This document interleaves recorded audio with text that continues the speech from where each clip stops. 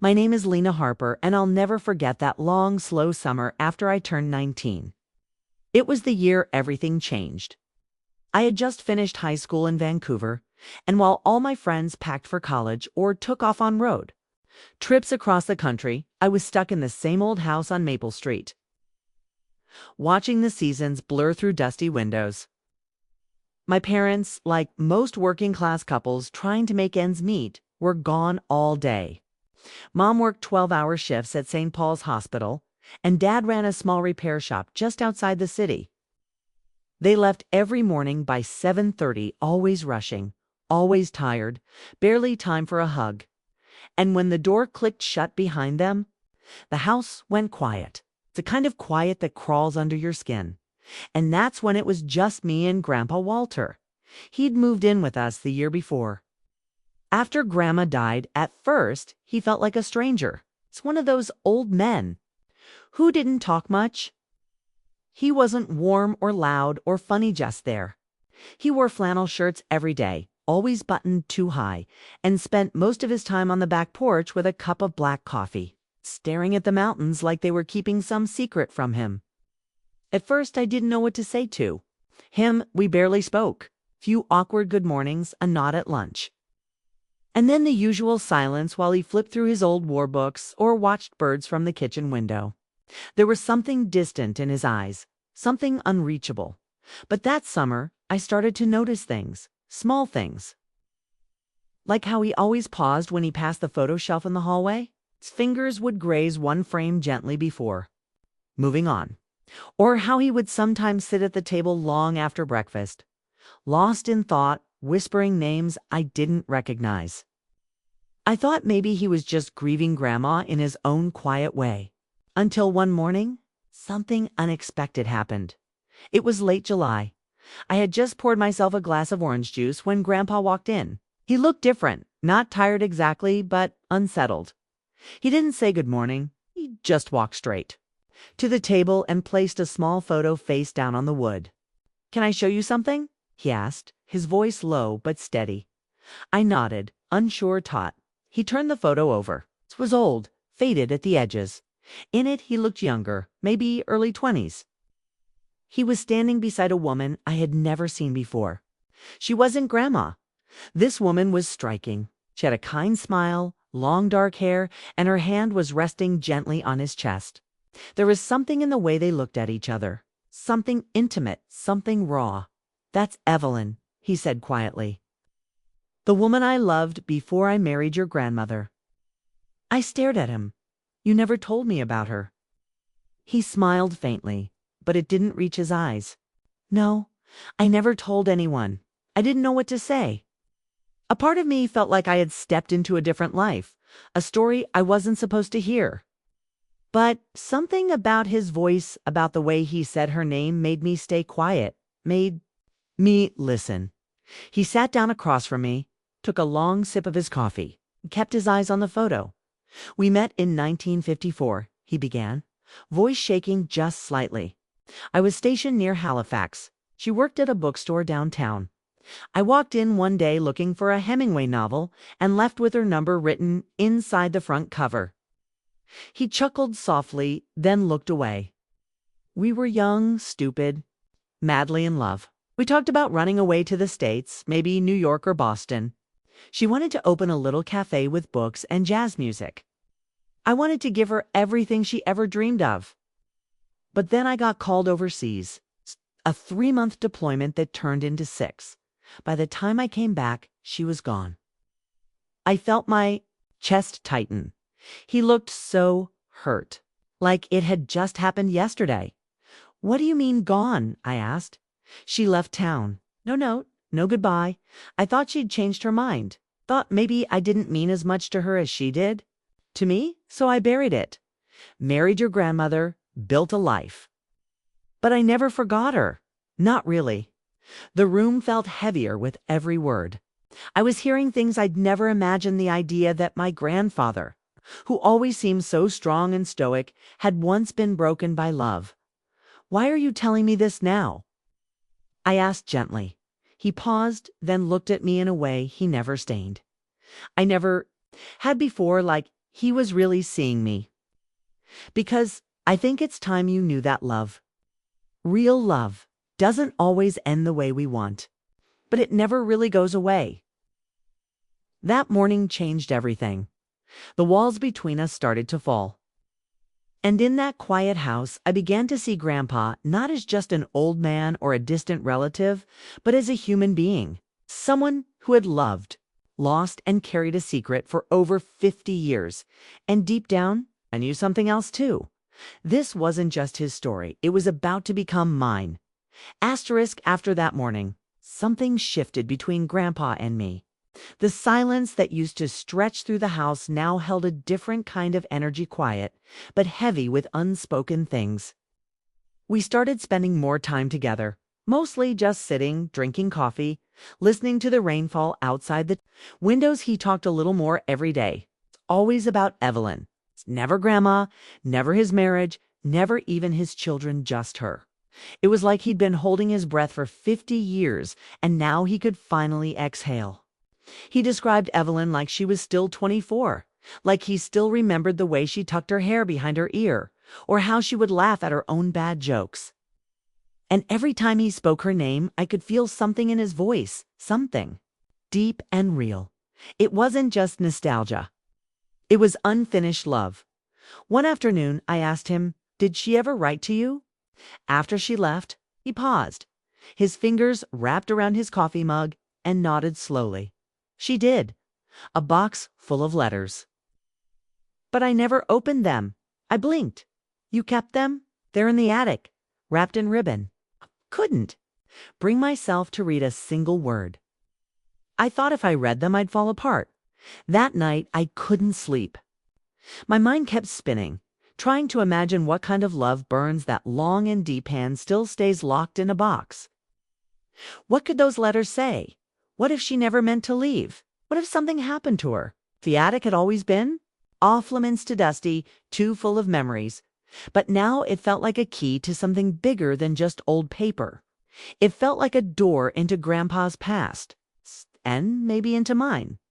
The next morning, while Grandpa dozed off on the couch with the TV on low, I slipped up the narrow stairs and into the attic. The air was thick with dust and history, smelling of cedar and forgotten time. I moved carefully, past boxes of faded Christmas decorations and broken chairs, until I found a small wooden chest beneath a yellowed quilt. My heart was pounding. It felt wrong and right all at once. Inside, just as he said, there was a bundle of letters tied with a blue ribbon. The paper was fragile, the ink faded but still readable. My hands trembled as I pulled the top one out and opened it. "My dearest Walter, I miss you so much I can't breathe at night. Every sound I hear, I think it's you walking through the door. I'm sorry I left, but I didn't know what else to do. I was scared. I need to tell you something. Something that will change everything. I froze. I'm pregnant, Walter, with your child." The rest of the letter blurred in front of me. My vision swam. I had to sit down. I didn't even finish the page, because that one line broke me. Evelyn hadn't just left because she changed. Her mind, she left because she was carrying a child he never knew about. A life that had existed out there, unspoken, forgotten, maybe even still alive. Grandpa had lived his entire life believing Evelyn chose someone else. But she had been reaching for him the whole time. I read a few more letters, and the truth hit me harder with each one. She had waited. She had hoped.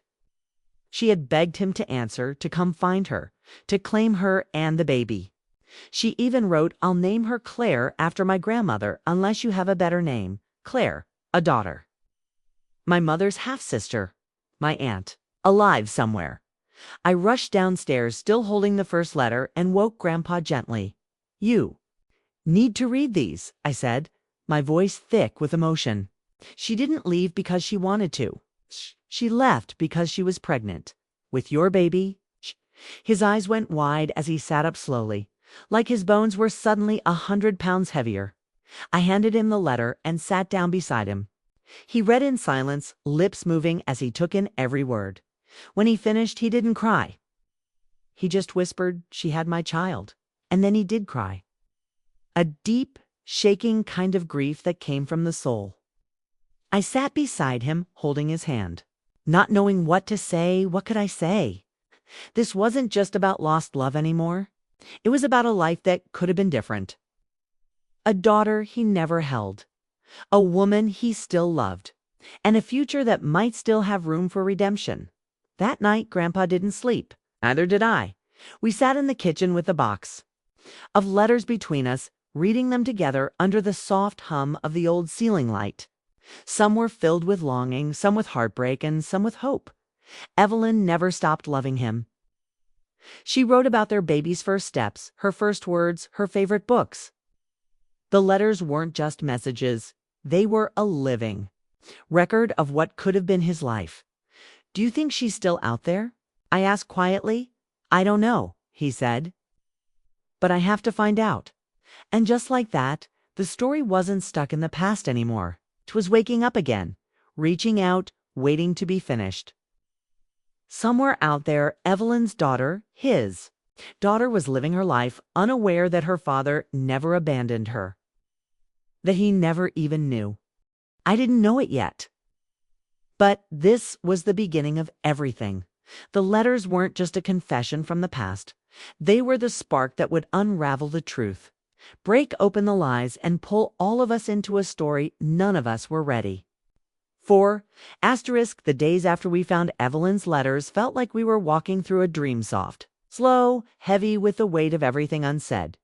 Grandpa didn't eat much. He spent hours reading those letters over and over again like he was trying to memorize her voice, every word, every curve of her handwriting. Sometimes I'd find him staring out the kitchen window with the letters in his lap, his eyes wet but far away. The realization that he had a daughter out there, his daughter with Evelyn, had cracked something wide open in him. He wasn't the same man anymore. He looked older, but also more alive, like a fire had been relit in his chest after years of being cold. And I knew, deep in my bones, that we couldn't just leave it at that. We had to find her, so we started digging. Together at first, we didn't even know if she was still alive or if she ever knew who her real father was. Grandpa couldn't stop blaming himself. "If I'd just opened the damn letters back then," he'd say, shaking his head, as if regret could rewrite the past. I reassured him again and again it wasn't his fault. He was young, hurt, heartbroken. He had no way of knowing what Evelyn was trying to tell him. Still, the guilt hung over him like a storm cloud. We spent hours online, going through archives, ancestry records, anything we could find. Evelyn's obituary was the first big piece. She passed away 3 years ago in Seattle. That alone crushed Grandpa. "I missed her by 3 years," he whispered when we found it. 3 years? His voice cracked. I could have held her hand again, told her I never stopped loving her. But the real shock came in the last line of the obituary. "Survived by her daughter Claire Whitmore of Seattle." Claire, the name Evelyn had mentioned in her letters. We both just stared at the screen. The room went silent except for the sound of Grandpa's breathing. Shallow, unsteady. "She's real," I said softly. "She's really out there." He looked at me with this haunted expression. "I have a daughter," he whispered. "A daughter I never met. A life I never lived." That night, I reached out to Claire. I found her on Facebook. Her profile was private, but her profile picture showed a woman in her late 40s with striking gray-blue eyes. Evelyn's eyes. Her bio said she worked at a small independent bookstore near downtown Seattle. It felt right. Like mother, like daughter. I didn't know what to say, so I just wrote the truth. "Hi, Claire. You don't know me, but my name is Lena Harper. I believe my grandfather may be your biological father. His name is Walter Harper. Please forgive the shock. I can explain everything if you're willing to talk." She didn't respond that night or the next. Grandpa sat by the phone like it might ring, like she'd just know somehow. But on the third day, I got a reply. "This has to be a mistake. My father died when I was 10. My mom never mentioned a Walter Harper." I read the message out loud. Grandpa's face went pale, and then red, and then pale again. I wrote her back, "We have your mother's letters. Dozens of them," she wrote. "About you. She wanted him to know. Please just meet us. One time? That's all we ask." To our surprise, Claire agreed. 2 days later, she drove up to Vancouver. She didn't bring anyone, just herself. The moment she walked through our front door, the air in the house changed. Grandpa stood up from his chair. Slowly, hands trembling, his eyes locked on her like he couldn't believe she was real. And when Claire saw him, her breath caught in her throat. She looked just like Evelyn, same strong cheekbones, same quiet strength in her posture. "I remember that face," she said quietly, "from an old picture. Mom had it in a drawer. She never talked about you. Only once, when she'd had a glass of wine.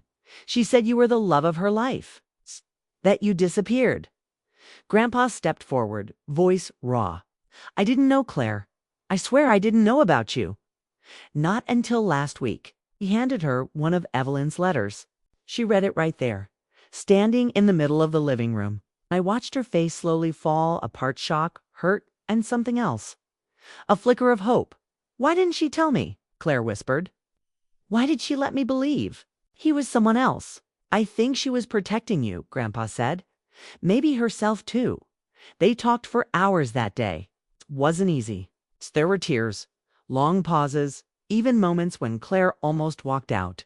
But she didn't, because somewhere in all that pain was the simple truth to people, bound by a love that had never had a chance, had created a life neither of them had gotten to share.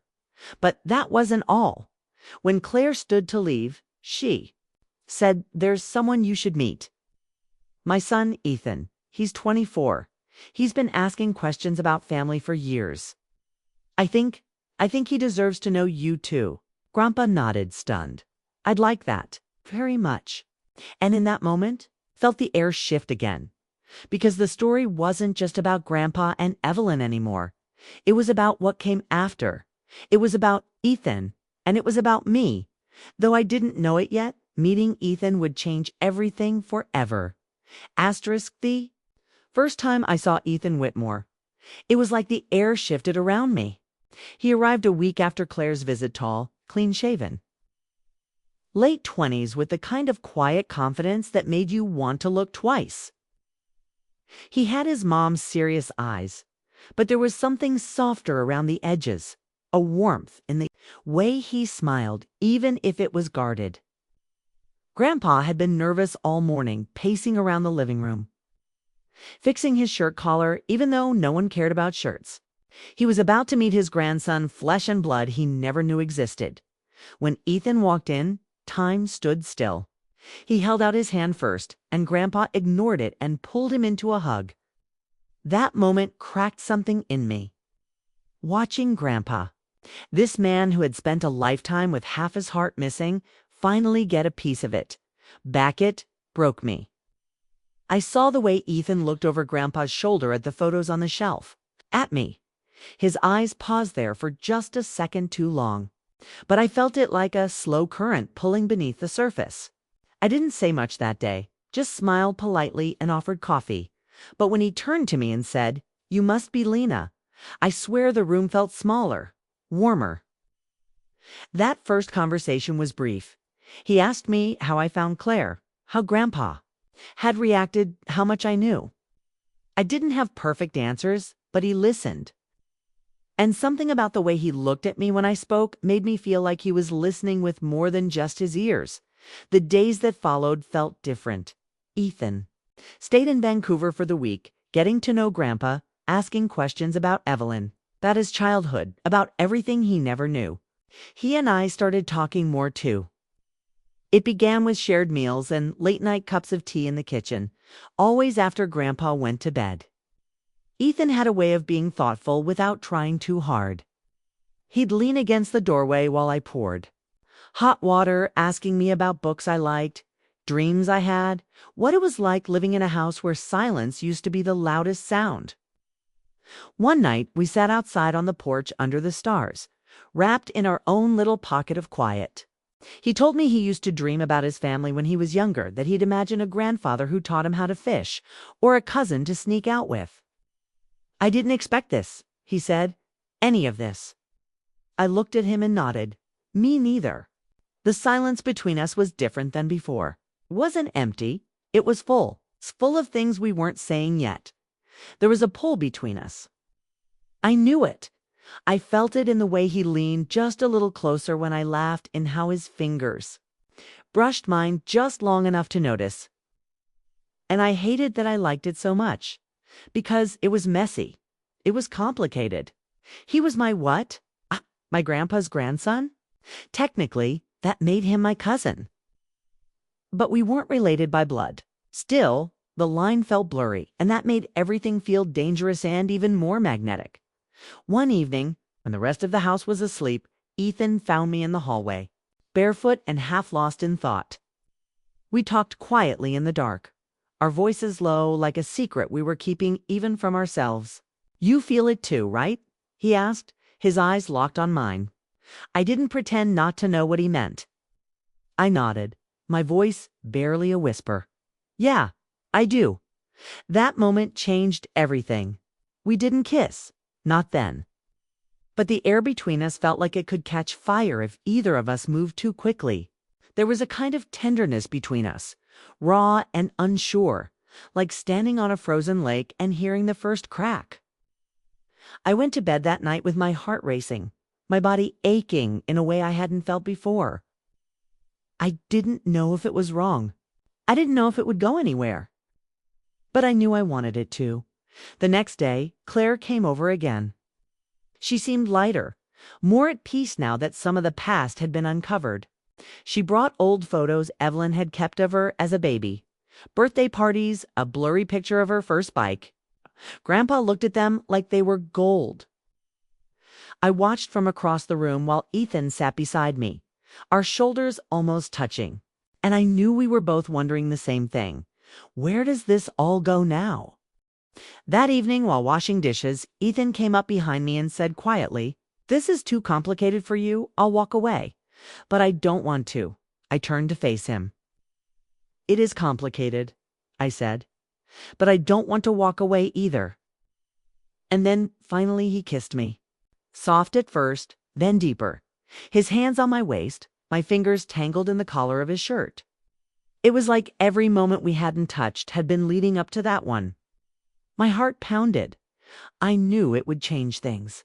Maybe for the worse. Maybe not. But in that second, I didn't care. I only knew I wanted to feel that again. After that night, things weren't simple. We kept it private. No one knew. Not Claire, not Grandpa. We weren't ready to explain something we didn't even fully understand yet. But we kept seeing each other, late walks, long drives, quiet mornings, watching the city wake up. It felt like falling in love with a stranger you somehow already knew. And for the first time in my life, I felt seen, wanted, understood, but something was coming. I could feel it in the way the air started to shift again, in Ethan's hesitation when his phone rang, in the way he looked at me like he was trying to tell me something without saying it out loud. I didn't know it yet, but he was hiding something, and it would change everything. Something started to shift between Ethan and me. Not loudly, but like the soft crack of ice under pressure, barely noticeable, but deep and dangerous. The nights we used to spend tangled in each other's laughter and late conversations began to feel quieter, more careful. He still touched me the same way, still looked at me like I was the only thing holding him steady, but I could feel the weight in his chest growing heavier, like he was carrying something he didn't know how to give voice to. I told myself not to overthink it, that people get quiet sometimes when they're falling in love, but I wasn't naive. I knew the difference between silence and hiding. One evening, while we were lying in my bed, the moonlight catching on the edge of his jaw, I asked him gently, "Is there something you're not telling me?" He froze, just for a second, but it was enough. He kissed my forehead, mumbled something about being tired, and wrapped his arms around me tighter. When I knew for sure he was keeping something from me, something that mattered. A few days later, he left to go back to Seattle. Said he had work, loose ends to tie up, and promised he'd be back soon. I watched him drive away with a knot in my stomach that wouldn't loosen. Grandpa noticed too. He didn't ask questions, but his eyes followed me around the house like he wanted to. I tried to distract myself, cooking, cleaning, scrolling through social media, but nothing helped. It was like part of my heart had driven away with Ethan, and the rest of it didn't know how to stay put. On the third night, curiosity turned into something more desperate. I opened my laptop and typed in his full name. Ethan Whitmore, Seattle, bookstore, obituary records, court filings, anything. At first, nothing unusual came up, just an old school award. A LinkedIn page he hadn't updated in 2 years, a couple of grainy pictures from college. But then I clicked on an old local article from 5 years ago. The headline read, "Local man settles paternity dispute after love triangle goes public." My heart dropped. The article mentioned his name, Ethan Whitmore, and Claire, his mother. It said Claire had once been involved with 2 men at the same time and for years didn't know which one was the father. Ethan had grown up thinking one man was his dad until a DNA test when he was 19 proved otherwise. He'd already been abandoned by one man, and now he had discovered that the man who raised him wasn't even his biological father. The real father had refused contact. And now, 5 years later, Ethan was here with us. In our home, after finding out that Claire's real father was still alive. My grandfather, his grandfather. It all clicked into place, and yet something didn't sit right. I called Ethan, my voice shaking. "Why didn't you tell me?" I asked. He went silent, then whispered, "Because I didn't want you to look at me differently, because I didn't want to ruin what we had." "But you should have told me," I said. "All of it." "I was going to," he said. "I just didn't know how." That night I couldn't sleep. My heart was caught between betrayal and heartbreak. Not just because he had kept secrets, but because I had fallen in love with someone who didn't fully trust me. And yet, I couldn't stop loving him. I remembered his hands in my hair, the way he looked at me when I said something vulnerable, the way he made me feel less alone in the world. The next morning, Grandpa sat beside me at breakfast. He didn't ask anything, but after a long silence, he said, "Love doesn't ask for permission, Lena. It just happens. But it only survives if you tell the truth." Ethan came back too. Days later, unexpected. No warning. He knocked on the door like he hadn't once kissed me with trembling lips and whispered that I was the only person who had ever made him feel safe. I opened the door, arms crossed, unsure what to say. He looked tired, older, worn down by his own guilt. "I'm sorry," he said before I could even speak, "for not telling you. For making you feel like a secret when all I ever wanted was to be yours." "I needed honesty," I said. "And you gave me fear." He stepped closer. "I was scared I'd lose you. And the truth is, I've lost people my whole life. I didn't want you to be next." That hit something deep inside me. I saw the broken little boy he used to be, the one who'd been lied to, passed around, hurt, and left. And I saw the man he had become, scared, flawed, but standing in front of me anyway. Choosing me anyway.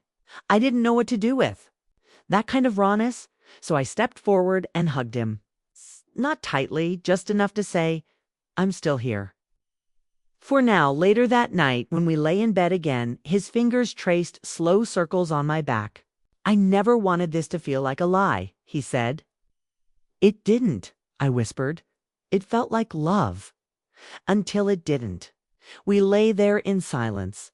Not the hiding kind, the healing kind. I still didn't know where we were going, but I knew we weren't finished. Not yet. What I didn't know was that the biggest truth of all still hadn't been told, and it was mine. Asterisk. The truth had been sitting in my chest like a stone for weeks, growing heavier every time I looked at Ethan and saw the man who trusted me again, who forgave me for what I thought was just his secret when really mine was worse. 'Cause while he had hidden pain, I had hidden reality. The kind that could destroy everything we had built between kisses and long talks and whispered promises in the dark. I had known something before I met Ethan. A detail that seemed small at first, but grew too big to ignore the more we fell into each other. I hadn't told him that I already knew about the article, the one about his mother's past, the paternity scandal, the DNA confusion, because I had read it before I even brought Claire to Grandpa. I found it while looking for Evelyn. And I chose to stay quiet. Why?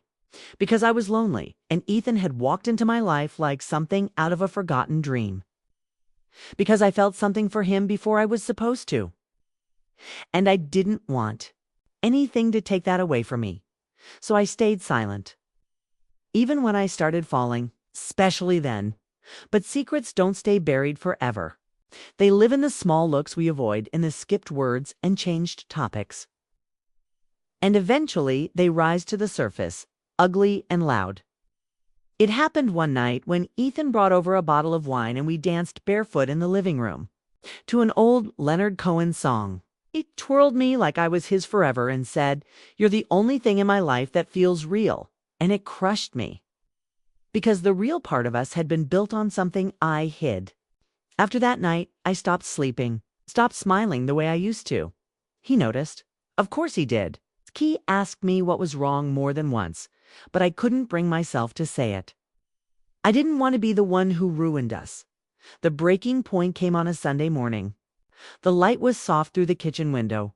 Grandpa was in the garden, and Ethan sat across from me with 2 coffee mugs and that boyish smile I had grown to love. He reached for my hand and I pulled away. It was unintentional, reflexive. But he noticed. "Lena," he said gently, "are we okay?" And that was the moment. I couldn't lie anymore.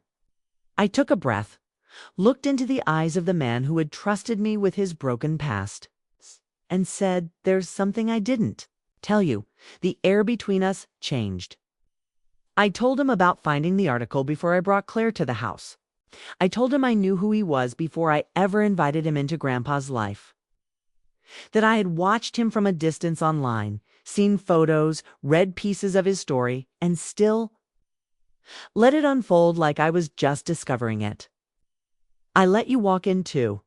This house thinking it was all fate," I whispered. "But I knew who you were before I ever said your name." His silence was louder than any scream. He stood up, ran a hand through his hair, and looked at me like I had slapped him. "Why?" he asked, his voice breaking. "Why would you do that?" I told him the truth, that I had been lonely. That his face felt familiar in a way I couldn't explain. That I wanted something beautiful, something that felt like it mattered. "I didn't plan to fall in love with you," I said. "Just happened." "But you manipulated the beginning," he said. "Not cruelly, just honestly. And that means everything that came after. Maybe it wasn't real." I cut deep, because it was real. Every touch, every kiss. Every late-night confession. It was the truest thing I'd ever known.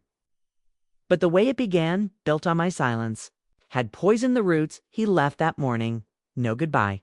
Just a car door, an engine, and then nothing. I didn't chase him. I sat in the empty kitchen with both mugs of coffee still steaming, and I cried until I couldn't breathe. Weeks passed. The pain didn't go away, but it dulled into something I could carry. Grandpa didn't ask questions. He just gave me space. But one day he said something I'll never forget. "Love that survives truth is the only kind worth keeping." I didn't know if Ethan would come back. I didn't expect him to, but I hoped. And then one day he did. It was raining.